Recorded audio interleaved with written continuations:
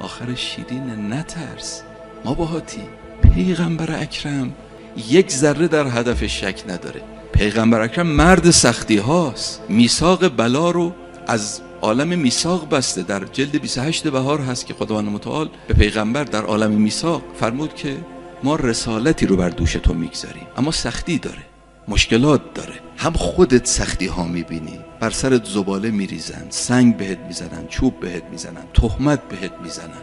هم برادرت علی مشکلات و سختی هایی میبینی که جان تو هست. هم فرزندانت فاطمه تو، حسن تو، حسین تو. عاشورا یکی از بلاهای پیغمبره. پیغمبر میثاق رو از همون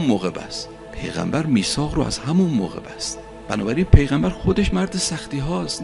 یعنی نگرانی برای خودش نیست، ولی وقتی میبینه که تو جامعه سختی زیاد شد، نگرانی که مبادا بعضی از امتش کم بیارن، مبادا بعضی از امتش به هر حال کوتاه بیان، از پا در بیان. اینجا خداوند میفرماید که ما ودعک ربک و ما قلی.